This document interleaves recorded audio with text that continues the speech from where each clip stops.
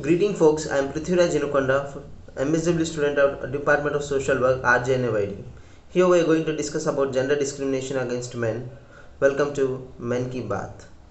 In India, a country of 1.3 billion people, there is not a single dedicated platform where half of the population of the world's largest democracy, men, can complain and be heard in an impartial and unbiased and an empathetic way to solve their grievances. In a nation that's continuously striving towards gender equality and gender justice, the male gender isn't considered to be a victim of any gender bias, gender-based gender-based crime of whether any kind of domestic violence, physical, mental, verbal, or financial, or sexual assault or sexual harassment, or rape or stalking, or physical or mental cruelty, or verbal or physical assault outraging modesty. In any of these crimes, a man can only be a perpetrator and never a victim. While matrimonial cruelty, either physical or mental, committed against wife is a criminal offence, it is only a ground of divorce for a husband. While we have demanded and been provided in case of minor girls provisions of death penalty for rapists and girls and women, an adult male in India is not covered under legal definition of rape even by another male. There are several accounts on record where a man makes a complaint about any of these forms of harassment and torture. He is told by the police, there are no laws to protect you. While there are several bodies at district, state, national, and central level to protect the interests of women and girls and address their grievances, India doesn't have a single body or commission looking after issues of men and boys. There are innumerable examples where men have been subjected to extreme domestic violence, harassment, torture, injustice, and cruelty, and scores of documented cases where they have been victims of false accusations under women centric legislations. But none of these serve as statistics because there is no law and no body that can research, analyze, assess, and record these cases of abuse to help from protective legislations around it. There are many more issues related to physical, mental, psychological, and personal well being of men today which have remained ignored in the eyes of lawmakers, judiciary, and system at large. National Crime Records Bureau figures show that for every married woman committing suicide, two married men are committing suicide due to domestic violence and mostly tortured by wife. This country is biased against men. More men commit suicide than women. Patriarchy affects men more than women. No one talks about suicide by married men.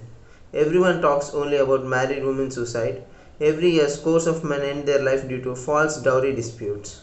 In 2015, 1,33,623 suicides in India were reported, of which 68% were men and 42,088 were by women, according to data from NCRB.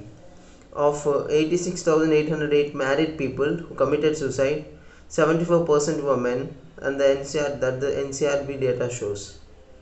Some of the demands put forth at the outset are formation of National Commission for Men, a dedicated body to look after men's issues, men's well-being, men's welfare, and injustice that men are facing today in Indian society. To celebrate International Men's Day in the Parliament on November 19th and have dedicated discussion on men's issues on the day and express gratitude to men for their contribution towards society in every sphere. A national helpline for men where men can also report their problems and seek help. Special campaigns for prevention of suicide by men. Number of men who commit suicide is twice of women. Government needs to understand and resolve the issues because of which so many men are killing themselves. Gender neutral campaigns against sexual, physical, economical abuse and exploitation, as large number of boys are also victims of such abuse. Better living environment for boys who are rescued from such abuse. Assessing problems that young boys face and their redressal. Nationwide campaign for the awareness of prostate cancer and other health issues faced majorly by men.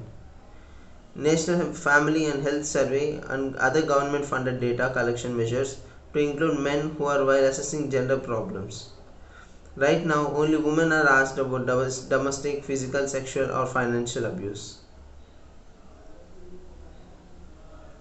rehabilitation, assistance, and skill development for men who are homeless and shunned by the society. Review of women-centric laws to prevent and address the misuse, compensation and rehabilitation of men who are affected by false accusations. Collection of data related to crimes against women and formation of gender-neutral laws to address these crimes. Amend these laws that are anti-men and violate constitutional rights of men. Shared parenting a must during diverse battles so that fathers are not alienated from the life of their children. Better living conditions for men who are languishing in jails as under trials. Concrete measures against male child labor which is prevalent across India. Better working environment, healthcare facilities and mental health support for men doing toughest jobs across various industries. The issues are not limited. No, these issues are not but limited to this. Experts on these issues can consultate should prepare the government to form a body called National Commission for Men with its vision, scope and interventions neatly chalked out. So this is the end of my presentation. The Men's Commission is not just it's also a necessity, but it is also very important for many men who are struggling from the different kinds of harassment and whose concerns have been ignored. So thank you very much. Have a good day.